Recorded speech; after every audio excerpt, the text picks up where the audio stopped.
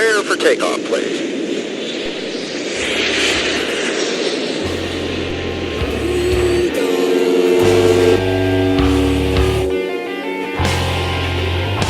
It's the Shipping Pod.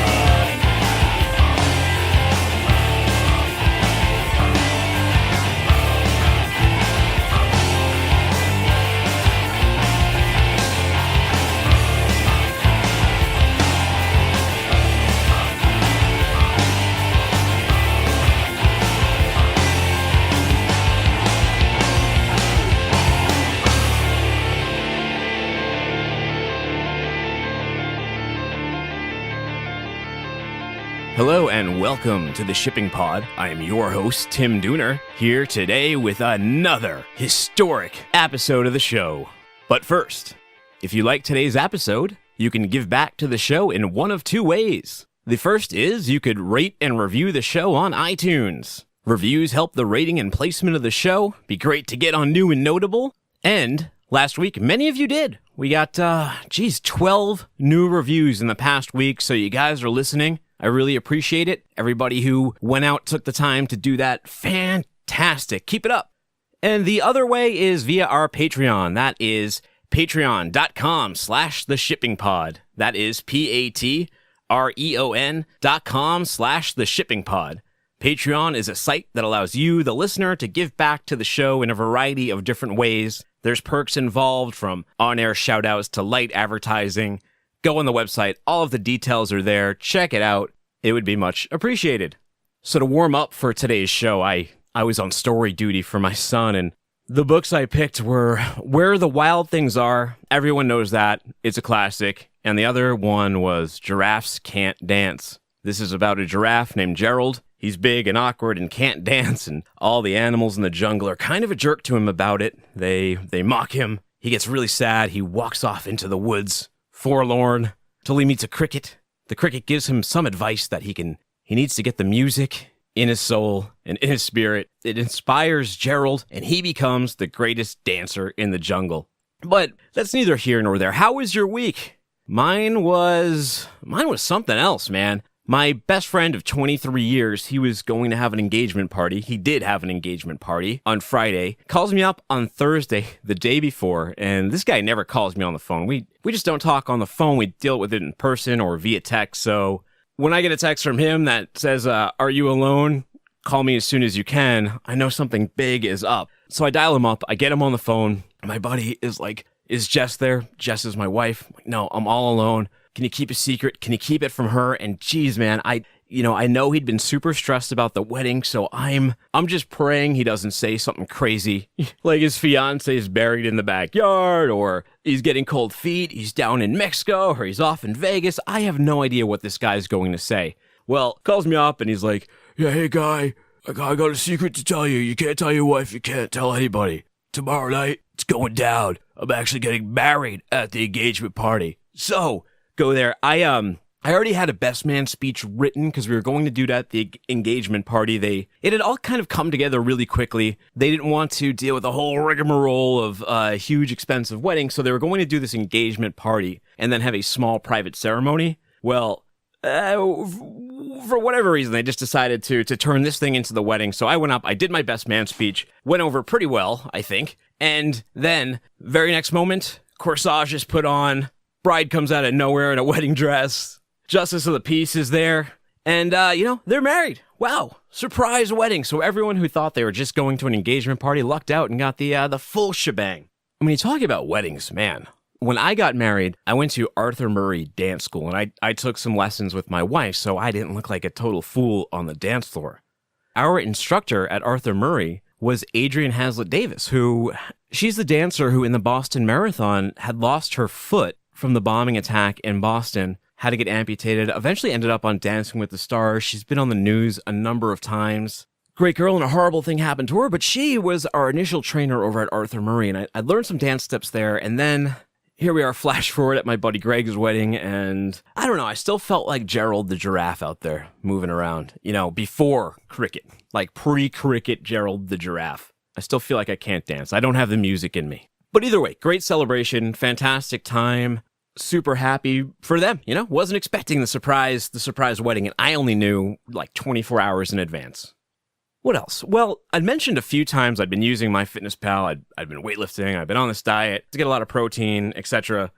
Well, there's this new ice cream out there called Halo Top, and their competitor, Enlightened.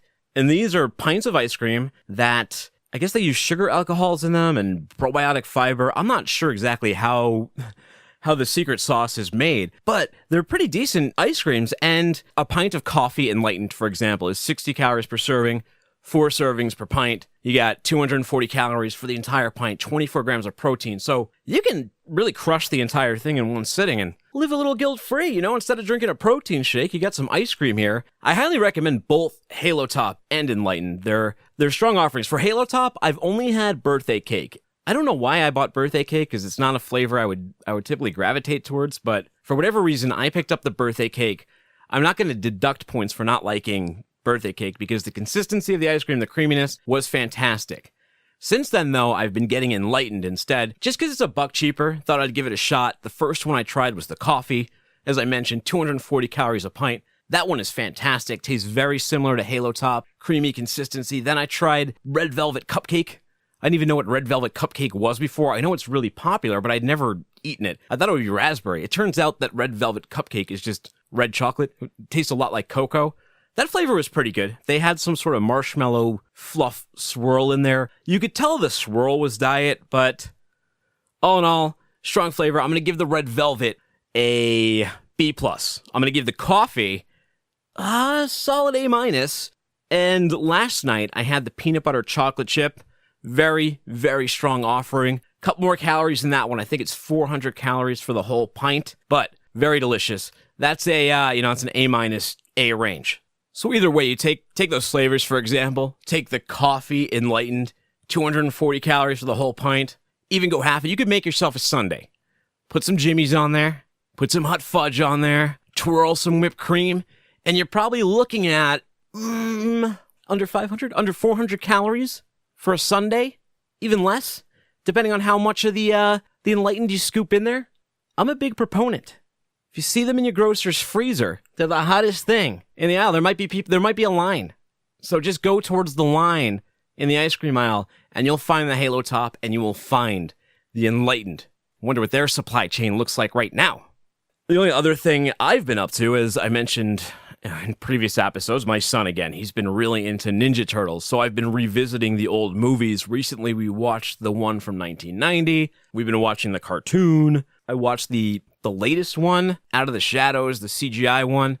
That wasn't terrible. It actually was quite a bit like the cartoon. And last night, I watched the one with Vanilla Ice.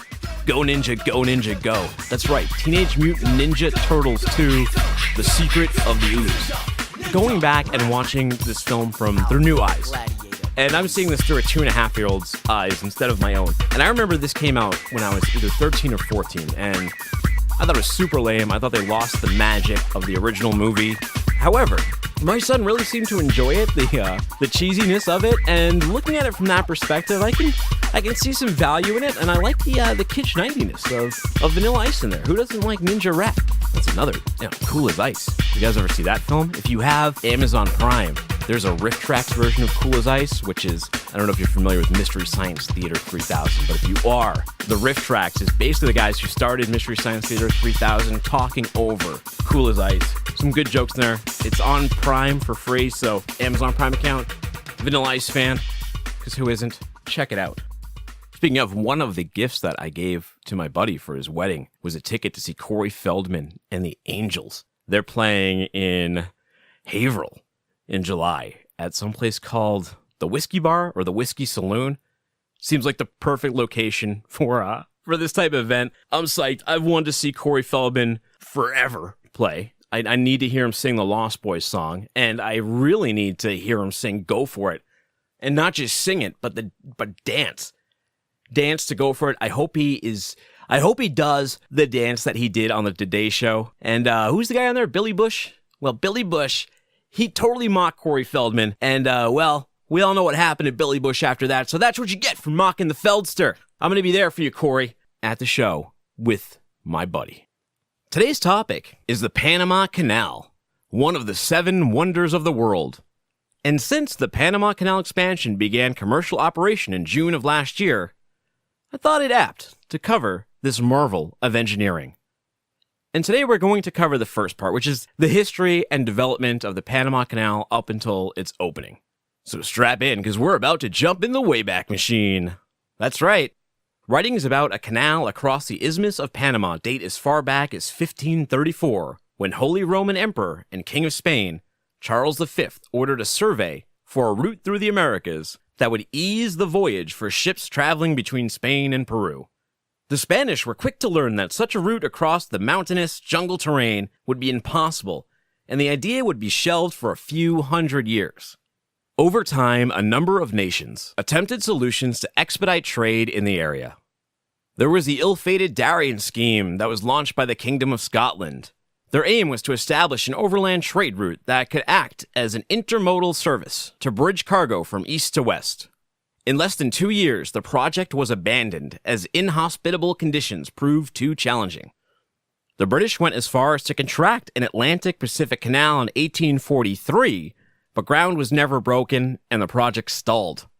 With the discovery of gold in 1849, there was a renewed interest in crossing between the Atlantic and the Pacific Oceans. Thus, the Panama Railway was built by the U.S. and opened in 1855. This vital piece of infrastructure would become the blueprint for the route the Panama Canal would later follow. That same year, the U.S. government commissioned William Kennish to survey the isthmus and determine if a waterway could be built. Billy then published the cryptically titled book, The Practicality and Importance of a Ship Canal to Connect the Atlantic and Pacific Oceans. That's a book you didn't have to read the jacket of to get the plot. The Practicality and Importance of a Ship Canal to Connect the Atlantic and Pacific Oceans. But again, progress moved slowly until 20 years later, the French produced their own survey. Emboldened by the success of the Suez Canal, they took a stab at the project in 1881. A few errors were made right out of the gate, though. Since the Panama Canal was but 40% the size of the Suez, they didn't account for the engineering challenges they were about to be faced with. Since they visited during the dry season, a series of environmental hurdles went unaccounted for. Dense tropical rainforests, 8 months of rain season, the need for canal locks, and the lack of an ancient route to follow were all engineering challenges the French had taken for granted. In fact, as soon as his men arrived, rain season began, and the river flooded, washing away any initial progress. The dense jungle was alive with venomous snakes, poisonous spiders and frogs, and even worse, the yellow fever caused by malaria. The disease so bad, by 1884, the death rate had risen to 200 men a month. Public health measures proved useless, as the role of mosquitoes as a disease carrier had yet to be discovered. So 8 years later, after spending $287 million, losing 220,000 lives, and wiping out the savings of 800,000 investors, the project went bankrupt. Meanwhile, the U.S. had renewed interest in the prospect of a canal and drew up 2 proposals. One was to purchase the French assets in Panama, which the French were actively shopping, and the other was for a canal across Nicaragua. The latter proposal actually leveraged the French, who reduced their asking price from $120 million to $40 million, which the U.S. accepted with a push from then-President Theodore Roosevelt in 1902. And probably a smart move by the French, because from 1889 until 1902, when the sale was made, the French had a number of workers out in the area maintaining the progress that they had already done. They weren't really building any more of the canal. They were just making sure the equipment wasn't stolen, didn't go into disrepair, and they had something to show for their works and efforts that they could pawn off to somebody. Well, along came the U.S. There you go. One issue, though. A proposed treaty to build in the then Colombian territory was rejected. But this is America, man. The U.S. military threw its weight behind a Panamanian independence movement. Speak softly and carry a big stick. That's right. The U.S. helped oust the Colombians and quickly recognized a new country of Panama. Almost immediately, they signed a treaty granting the U.S. rights to build and administer the Panama Canal Zone. The controversial move was called an act of sordid conquest by the New York Times. The New York Evening Post wrote that it was a vulgar and mercenary venture. Well, the situation is often cited as a classic example of U.S. gunboat diplomacy in Latin America. Many Panamanians themselves condemned the new treaty as it was an affront to their national sovereignty, and this would later become a diplomatic thorn in the collective sides of Panama, Colombia, and the U.S. for years to come. One of the great things about looking back on history and looking at the development of projects like this is it really puts into perspective what you hear in the news now, and it gives some context to history.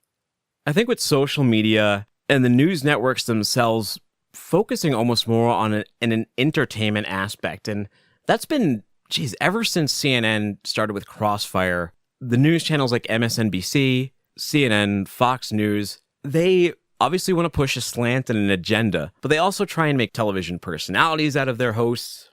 Everything has to be a hot take, and what kind of gets lost in that picture is, depending on which side is speaking, they can make it seem like U.S. politics, George Bush is the devil for going into Iraq, or Obama for using drones and bombing Syria and doing what he's done. And then with Trump, if you've got a side that doesn't like Trump, Trump is now the, the great American devil coming in and throwing his might around. But the truth is that the United States, we as a country, we have done this almost as long as we have signed the Declaration of Independence.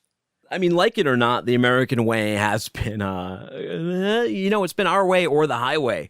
That happened down in the Panama Canal, and in some instances, it happens to this very day. So don't let Larry King or Bill O'Reilly or Anderson Cooper make you think otherwise. It's not a Republican, it's not a Democrat thing. It's a good old American way of conducting business. And if you're going to criticize it, it defies party lines, and it always has throughout history. And almost as soon as Panama had gained their independence and the treaty was signed, the U.S. went to work. In 1904, Roosevelt looked towards John Finley Wallace, a former railroad engineer, to head operations. Just a year later, though, he resigned as he was frustrated by the dilapidated French equipment he'd inherited and overwhelmed by the disease-riddled area. This opened the door for John Frank Stevens. This guy was a self-educated engineer who built the Great Northern Railroad. Stevens understood the scope of the project that he was about to undertake, and he knew that he would need a happy, strong, and healthy workforce. So, good guy John Frank Stevens' first order of business was to negotiate the end of a labor strike and to build housing, cafeterias, hotels, repair shops, warehouses, and infrastructure needed for the thousands of incoming workers. He also fixed and widened the existing Panama Railway, which would prove crucial in moving soil, workers, and supplies along the canal, as well as providing a basic map for the route that the canal would follow. So while the French had initially, when they started building, they were going for an all-water, straight-across canal. What Stevens did was crucial. He decided that the only way this canal was going to work was if it employed a lock system. But there was still the huge problem of malaria. Between 1904 and 1905, over 2,000 workers succumbed to the disease. That was until Colonel William Gorges, following the work of Dr. Carlos Finley and Dr. Walter Reed, recognized that mosquitoes and not sanitation were the cause of the yellow fever outbreaks. Gorges immediately ordered mosquito spraying and fumigation, put up mosquito netting, and within 2 years had nearly phased out the malady. The project faced another setback in 1906, though. Although construction was on track, Stevens abruptly resigned as a labor strike took hold. As you can see, tough region, tough to keep your project manager on board. Roosevelt had already lost 2 here. And he was furious, so he tapped his bulldog, a no-nonsense Army engineer, Lieutenant Colonel George Washington Goethals, to head operations. Goethals immediately squashed the workers' strike. He then assigned his workers to 3 teams for the excavation work: the Atlantic, the Central, and the Pacific. They cut through the jungle, sand, stone, and most importantly, the Continental Divide and Culebra Cut. The Culebra Cut saw 6,000 men working around the clock excavating the 9-mile stretch. It was a notorious danger zone, as casualties mounted from landslides and dynamite explosions. It was a hard day at the office down in the cut. But by 1909, construction on the locks was ready. Ultimately, the 3 locks along the route could raise ships 85 feet above sea level. Each chamber 110 feet wide by 1,000 feet long. The most revolutionary thing to ever be. Finally, on October 10th, 1913, President Woodrow Wilson sent a telegraph from the White House, which triggered the explosion of the Gamboa Dike, flooding the Culebra Cut and joining the Atlantic and Pacific Oceans. A success. The canal officially opened on August 15th, 1914, with the passage of the cargo ship SS Ancon. In total, the United States spent $375 million. Which is roughly $8.6 billion in today's dollars. Of the 56,000 workers employed between 1904 and 1913, roughly 5,600 were killed, so they lost 10% of their workforce on this project. I mean, that's how treacherous it was. Looking around your office, that'd be like if 1 in 10 of you were just to pass away on a day's work or on the project. You definitely need some hazard pay there, and malaria took a big chunk of the worker population out. Once that was stemmed, life was a little bit easier out there on the job site, but explosions, landslides, there were numerous other perils. Again, poisonous snakes. Snakes. I'm like Indiana Jones. I don't care for snakes. Snake in the flames, huh? Oh, that's just one pet snake, Reggie! I hate snakes, huh? Actually, when I was on my honeymoon, I was not in Panama. I was close to it, though. I was in Costa Rica, and we were going ziplining down in, where was it? Arenal, which is the volcanic region in Costa Rica. And we had to hike up to the ziplining place. And as we're going up through, the dense jungle, our tour guide turns to us, and he's like, "Oh, hey, look at that little red frog over there." So I walk over to it and get pretty close. He's like, "Yeah, a drop of poison from that can kill 100 men." I backed up pretty quickly. I don't know what my wife and I were thinking either on that one. We bought the tour passes to go ziplining from some random shop on the street. A van picked us up. It could have kidnapped us. It could have taken us God knows where, but it did actually take us to the ziplining place. But then there was no training or anything for the ziplines. We just got up there. And I think the only reason I didn't back out or go was because, this like 17-year-old girl was ahead of me. She jumped, she went swinging right across, and I don't know, I just felt locked in now. My machismo kicked in, and next thing I know, I'm 200 feet over the rainforest. It was a good time, but in hindsight, I don't know how much I enjoyed it because of it's the utter fear. There was about 12 different junctions you'd zipline through, and each and every time, one was a little bit more scary than the next. And my wife even, she's pretty light. She got caught up between the two stations, and she had to shimmy herself across. And, God bless her, this was the highest point in the entire zipline course that she managed to get herself stuck above. So I'm glad I got ziplining in Costa Rica out of my system, but I don't think I would do it again. Either way, some more facts and figures. Over 30 million pounds of explosives were used. At 48 miles long, it takes a ship 8 to 10 hours to cross the canal. In comparison, prior to the canal, a ship would have to travel over 12,450 miles around the southern tip of South America to arrive at the same spot, taking days through treacherous seas. During construction, more than 43,000 people worked the canal at one time, making it one of the largest simultaneous labor projects in history at the time.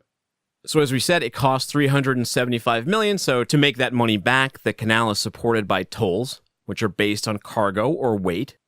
One of the largest tolls paid was by the Crown Princess, a passenger superliner, in the amount of $144,344.91. The smallest toll was paid by Richard Halliburton in 1926. He paid a sum of 36 cents to swim the canal. Sounds cheap, but that is $5.07 in today's money, according to the CPI inflation calculator. And that's about it for part one. I wanted to get us up to speed on the history before we talk about the expansion, the actual use of the canal, all of those things. Didn't want to inundate us with too much history today. In part two, we will cover everything that has happened since the canal opened in 1914. In the news, the luxury pocketbook world just got a little smaller as Coach Inc. has reached an agreement to acquire rival Kate Spade & Company. The two brands combined for $5.9 billion in annual sales, with 1,300 retail stores and outlets around the world.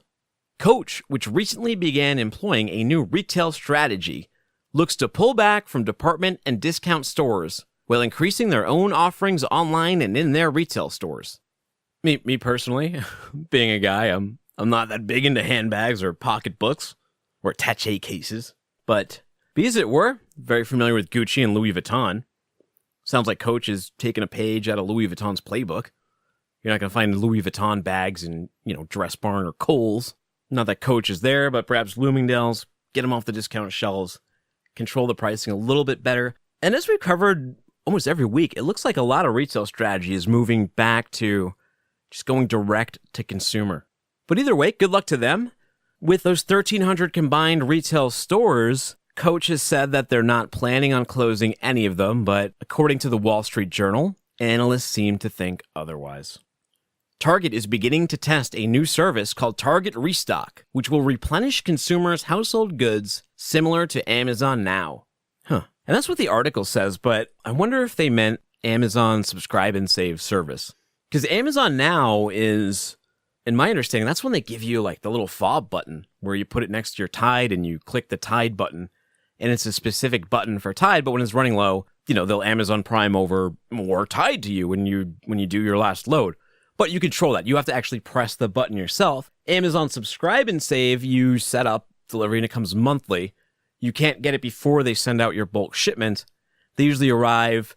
Actually, today I received a couple of boxes from Amazon on my Subscribe and Save. It's usually the second week of the month. Today I'm recording, it's the 9th. So totally makes sense. Comes in. I don't know. Target Restock, I haven't seen it online. Could be interesting. This subscription service and model is sweeping across the retail industry too. In fact, Walmart is seeking a patent for the use of sensors that would be attached to household goods. These sensors would track their use and signal automated delivery replacements. The Wall Street Journal's Sarah Nasser reports that the system is an even more advanced form of subscription restocking services used by Amazon and the aforementioned Target. The real question is, do consumers want a home-based inventory management system? Well, Walmart is betting that you do. They even have plans to tie this system into their marketing engine so it can suggest new products to you. So Walmart sees, or the sensor on your toilet paper. So Walmart sees you're using too much toilet paper in a session. Maybe you need some Preparation H. Maybe you need some Imodium AD. Maybe you need some toilet bowl cleaner. I don't know. Wow. It seems really creepy and strange to, have all these sensors around the home and really allow a retailer, Walmart, be it Target, be it Amazon, such close access to your data and usage. But I also get the feeling that in 5 or 10 years, these products these systems probably will be integrated into our homes much more rapidly than we think. It's sort of like when the smartphone took off. In 2007, the iPhone came out, and then next thing you know, everyone suddenly is on board with walking around with a tracking device, recording device, homing device, while also using sites like Google, which tracks all of your data. Google scans your emails. They know everything about you. They could probably clone you.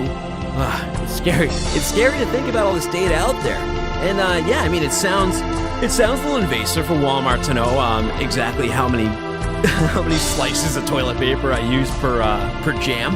But again, I see it just becoming natural. Speaking of the future, GE is making strides in Europe aimed at getting a leg up on the 3D printing market. GE sees a lot of value in 3D printing for industrial supply chains. They're estimating 3D printing revenue to grow from $300 million today to $1 billion by 2020. Literally, printing money. Well, not literally, not counterfeiting money, but you know what I'm saying. And it's 2017. That's only 3 years. So that's pretty tremendous growth that GE's banking on. I mean, it's great to see the growth in the 3D printing space, especially since a couple of years ago, 3D printers, all they could really make were, cheap plastic doodads. They had more of a function in making prototypes, things like that, before you'd send stuff off to factory. There's a lot of applications for 3D printing. It just wasn't fully realized yet. But now they're doing things like printing tissue, food, circuit boards. The sky is the limit, so 3D printing is definitely there. And gee, I don't know, they're looming specter. They're just coming here to Boston now. So when you have a giant like that throwing their weight into it, expect to see rapid growth. Hey, Canadian PM Justin Heartthrob Trudeau says he would consider retaliatory measures if the U.S. imposes new tariffs on the country's lumber exports. It does not say what those retaliatory measures would be, but there goes the looming trade war. Sean Spicer today said there will be no trade war, so is he going to take the lumber tariffs away? I don't know, because Justin Trudeau is throwing down the gauntlet here, or at least he's positioning himself here. So I don't know. We'll see how this all plays out here. Personally, I would like to maintain relationships with our neighbor up north. A year of automation, said it a bunch of times already. Well, orders for industrial robotics rose 32% year over year in the first quarter, according to DC Velocity. That's another thing that comes back to America First, onshoring.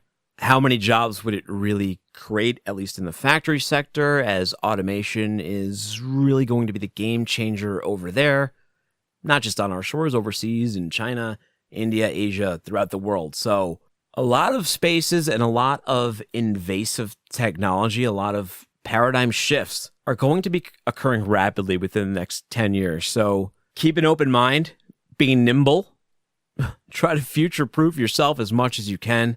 And if you're in a dying technology or you're in a dying industry, get ready to weather the storm. And I'm going to have a very interesting guest on here soon. He works for Lakeshore Music. It's the music division of Lakeshore Pictures. And he's someone I worked with when I first started out at a record label. And when I started out at a record label, I was doing A&R, and it was right around the time that a very, very invasive and paradigm-shifting technology came out, Napster. And if you look at the music industry from 1997 to 2017, wow. Such a different landscape. But one of the reasons I want him on is because of things like automation, 3D printing, trucking turning to automation, factories, all of these things, all of these shifts. He's been through it all. He's been through it all and remained successful and adapted with it. And I think he'll have a lot of insight and a lot of advice to impart. A true survivor. If you don't think it relates to you, you are going to go down like CD sales, because it's happening. It's not on the horizon. It's here. And that tidal wave is about to make land. Our last piece of news.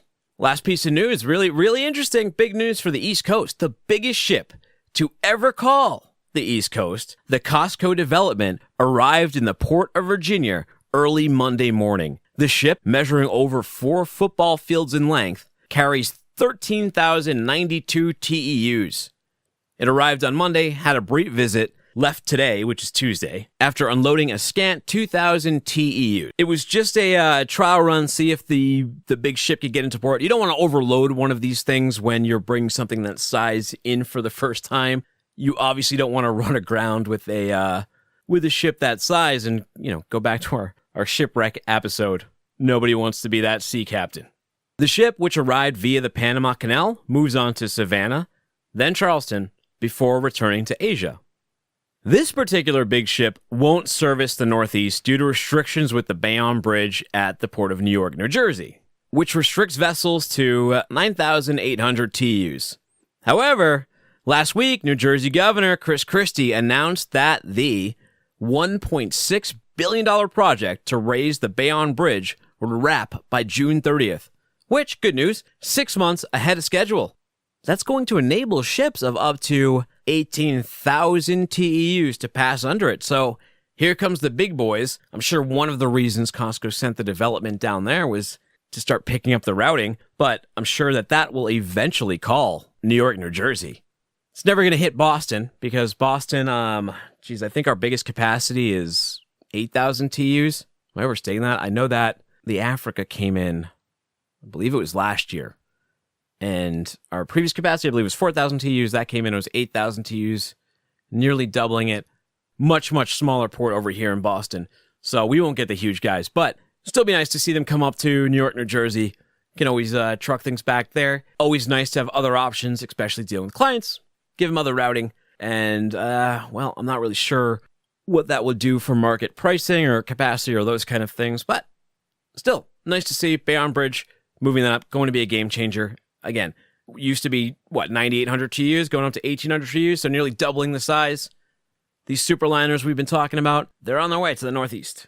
And they are a sight to behold, too, so I might have to make a trip over there when one of those are in port and they finally get there, I don't know, maybe this summer after the Bayonne is moved up. Get a couple snapshots. Throw them up on the Instagram. Good segue. If you want to see our Instagram, it's instagram.com/theshippingpod. We always add pictures that are relevant to the episode. I'll have some of the development of the Panama Canal, for example. Some of the key players. Some of the schematics. We got our Twitter at The Shipping Pod, all the late-breaking Shipping Pod news. We're on LinkedIn, Facebook. TheShippingPod.com. That has all of our old episodes, plus our new one, all free, all the time. We're also on iTunes, iHeartRadio, Stitcher, SoundCloud. Though SoundCloud only has the 2 latest episodes. They don't run through an RSS. They want their own hosting thing, which means they charge a hosting fee. I already have a hosting fee. It's on Libsyn. So if you want the old ones, your SoundCloud user, you can still go to theshippingpod.com, iTunes, any of the other ones, then you're fine. It's just SoundCloud where those restrictions are applied. As mentioned, if you want to get back to the show, you can go on iTunes, rate and review the show. Be great to end up on New and Notable. 13 of you did it last week. Amazing. They're all up on iTunes now. Glowing reviews. Thank you so much. I'm touched. And the other way, Patreon. We got patreon.com/theshippingpod. That's patreon.com/theshippingpod. That is a site that allows users like yourself to give back to the show. It keeps me from having to do advertising. And since I mentioned the Patreon, here are 2 Patreon supporters. They're at a tier where they get mentioned. The first one is Bailey. Well, this is a shout out for the supporter's dog. Doug Bailey is a 15-year-old Maltese, just been diagnosed with cancer, had a lump removed. He's always been a fighter. He's fallen down before, always ended up back on his feet. Very strong dog. I have a feeling he's going to recover quick, so I'm going to say a quick prayer for Bailey. I'm going to give Bailey a shout out. Bailey, feel better. You're the best. And the other is longtime listener, Jessica Hillier. Jessica Hillier is with LeSaint Logistics. They can design and deliver the right mix of bundled and unbundled services to create a complete, integrated, and effective supply chain system for you. Put LeSaint know-how to work for your business and see the difference their knowledge can make. To reach Jessica Hillier, you can do so at JHILLYER@LESAINT.com. jhillier@lesaint.com. Thank you for the support. If you want to reach out to me, info@theshippingpod.com. As I mentioned last week, too, I'm putting myself back out there. Got my hat in the ring. Got a pretty good response last week. Got my resume out to a few of our listeners who were interested. If you're a part of a winning team, and if you're looking for a marketing maven, a forward thinker, someone who can help future-proof your company, a sales superhero, then we should talk. That's about it for this week. I'm recording this during the Ottawa Senators, New York Rangers game. Currently, the Senators are up 3-1 at the end of the second. Once I get off the air, I'm going to check out the last period of that game. Ottawa, you guys have my respect ever since you beat the Bruins. You're my adopted team. Got to see you make it through the Rangers. And then I got to see you crush either Pittsburgh or Washington. Because who needs to see Pittsburgh and Washington every year? It's time for the Senators to rise up and take control. Now, Pittsburgh, Washington. Hey, love you guys. I've got a bunch of friends over in Pittsburgh, but for the Senators, I'm riding your horse. So good luck the rest of the game. We'll see how it plays out. Hopefully, we're still talking about you next week. Take care, guys. This has been Tim Dooner for the Shipping Pod. They're the most sleazy creatures. They come in all forms, shapes, and features. Anyone could be one or even become one. Anyone could be one, so if you see one, run. They're the most sleazy creatures. They come in all forms, shapes, and features. Anyone could be one or even become one. Anyone could be one, so if you see one, run. They're the creatures. They come in edges. Anyone could be one. Anyone could be run.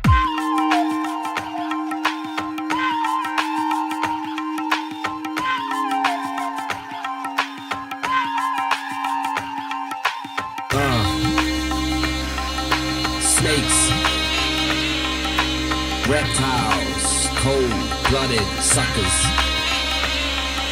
Snakes in the grass, tradition with them. 'Cause you never see them coming. Watch your surroundings, barricade your house. Some people are sneaky, cunning, and deceiving, overseeking something like the street of chief or husbands. You never see them coming, hun. You could love someone be in the heat of passion, but for son, you just a tease, a piece of fast behind your back. You be laughing, you sleep in the same bed. Your lover say prayer, but you can't imagine what goes on in his snake head. To take the naked and sell it over the web, but use the dough to get his mistress clothes and poses as red. Like the demo deal, the devil who ain't phoning me back. Make an album with my lyrics all over his track. Like the rich brat, the dress is supposed to weak a pity. Y'all like the twat that sticks with a fat friend to feel prettier. Politicians now behind sit textiles to just dice, but it's fine buckets to sit reptile. Mistake is style, sit back and analyze your mistakes and trim your grass real good. Keep an eye out for snakes. Grab a rep to the end with a neck with your hand. Section of Ramadan thing before the brick injects in his vein. Grab a rep to the end with a neck with your hand. Section of Ramadan thing before the brick injects in his fangs. They're the most sleazy creatures. They come in all forms, shapes, and features. Anyone could be one or even become one. Anyone could be one, so if you see one, run. They're the most sleazy creatures. They come in all forms, shapes, and features. Anyone could be one or even become one. Anyone could be one, so if you see one, run. They're the most sleazy creatures. They come in all forms, shapes, and features. Anyone could be one or even become one. Anyone could be one, so if you see one.